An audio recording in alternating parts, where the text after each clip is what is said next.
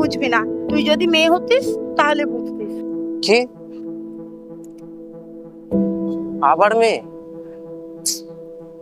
এর থেকে একটা ছেলে হলে অনেক শান্তি পেতাম। কি লোক রে বাবা, আজকালকার দিনে ছেলে মেয়ে সবাই সমান। দেখ আগেকার দিনে আমার মা দিদাদের চুপ নাকি, মেয়েরা ঘরে বসে থাকবে, রান্না করবে। এখন সবাই চাকরি বাকরি করছে। না রে, আজকালকার দিনে মেয়েরা তাদের নিজেদের বাড়িতেও সেফ না। আচ্ছা চল তোকে বাড়িতে দিয়ে আসি, অনেক বেলা হয়ে গেছে। কেন? তুই কেন দিতে যাবি? দেখছিস না রাস্তাঘাট এরকম ফাঁকা।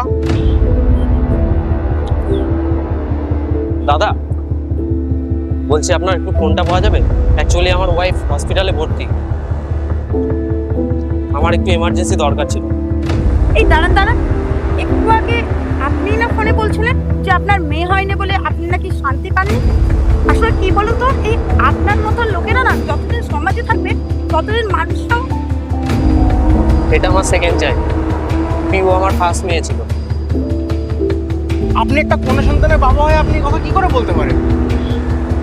স্কুল থেকে আসার পথে এক কন্ট্রাক্টর ওকে রেপ করে নর্দমায় ফেলে দেয়।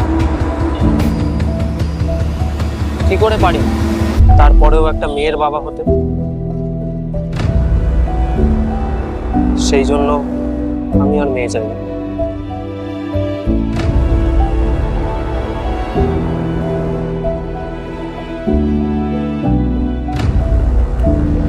আচ্ছা বলুন তো, উন্নত সমাজ বলতে কি আমরা এই সমাজেরই স্বপ্ন দেখেছিলাম?